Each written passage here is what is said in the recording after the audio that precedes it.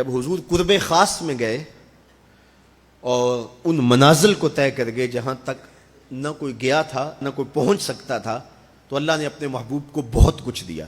70,000 اسرار تھے، 70,000 رموز تھیں، 70,000 حکایات تھیں۔ محبوب کی جھولی میں بہت کچھ ڈالا اور ڈال کر کے کہا بما اشرفک یا احمد، اے محبوب یہ تو میں نے خود دیا ہے، اب تو اپنی چاہت بھی بتا، تیری چاہت کیا ہے۔ یہ مہمان نوازی کے تقاضے ہوتے ہیں نا، کہ سب کچھ پیش کرنے کے بعد بھی میزبان کہتا ہے کوئی اور، آپ کی کوئی پسند، تو یہ میزبانی کے تقاضے ہوتے ہیں۔ تو سب کچھ دینے کے باوجود جھولی میں ہر چیز ڈال دینے کے بعد کہا بما اشرفک یا احمد، پیارے بتائیے آپ کو کیا دیا جائے۔ اب پھر حضور کی ڈیمانڈ دیکھیے، حضور نے مانگا کیا۔ کسی شخص کو دیکھنا ہو کہ وہ کہاں کھڑا ہے، اس کو آپ اختیار دے دیجئے گا، پھر پتہ چل جائے گا وہ کتنے پانی میں ہے۔ آپ مجھ سے پوچھتے ہیں کہ مانگیے، کیا مانگتے ہو؟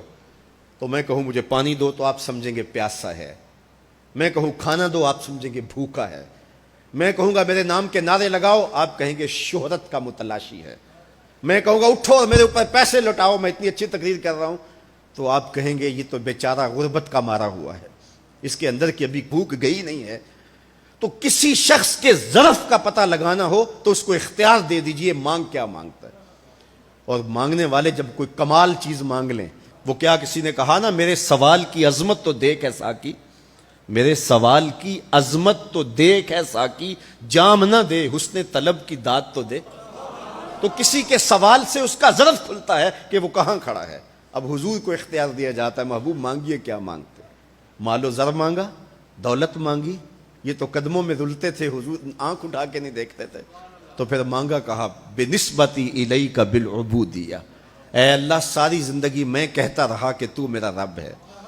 یہ میں نے غاروں میں بھی کہا، یہ میں نے پہاڑوں پہ بھی کہا، طائف کے بازاروں میں بھی کہا، مکے کی گلیوں میں بھی کہا، برستے پتھروں کے سائے میں بھی کہا، میرے سر انور پہ اوجری ڈالی جاتی رہی، میں نے سر نہیں اٹھایا اور کہا کہ تو میرا رب ہے۔ ساری زندگی میں نے کہا کہ تو میرا رب ہے، آج تو بھی تو کہہ دے کہ تو میرا بندہ ہے، مجھے عبد کہہ کے پکار دے۔ ملا جیون علیہ رحمہ فرماتے، امام راضی بھی لکھتے ہیں کہ یہ حضور کا پسند فرمودہ ہے۔ تو پھر اللہ نے جب بھی واقعہ معراج کی حکایت کی تو لفظ عبد سے جو ہے وہ بات کی، سبحان الذی اسری بعبدہ، اور وہاں بھی سورہ نجم کے اندر بھی فرمایا فاوحی الی عبدہ ما اوحی، تو یہ محبوب کی چاہت پر ہے۔ اور پھر عبدیت کا بندے کی طرف سے جو اظہار ہوگا اس کے لیے پھر 50 نمازوں کا تحفہ دے دیا کہ میرے بندے تو پکارتا رہے اور مجھے رب کہہ کے پکارتا رہا، میں تجھے لبیک یا عبدی کہہ کے پکارتا رہا۔ اور وہ 50 نمازیں پھر 5 نمازوں کی صورت کے اندر باقی رہیں۔ اللہ کی باتیں بدلتی نہیں ہیں، جو ایک نیکی کرے 10 کا ثواب ملتا ہے، پڑھو گے 5 ثواب 50 کا ہی ملے گا، اس لیے کہ اس کی باتیں تبدیل نہیں ہوتی۔ اور یہ تحفہ ہے۔ حضرت موسیٰ نے تو عرض کیا تھا کہ ایک بار اور جائیے، لیکن میرے حضور نے کہا تھا مجھے اپنے رب سے حیا آتی ہے۔ عادت باری یہ تھی نا، ہر بار 5 نمازیں معاف ہوتی تھی، اب بھی جاتے تو 5 نمازیں معاف ہو جاتی، لیکن کہا کہ مجھے اپنے رب سے حیا آتی ہے۔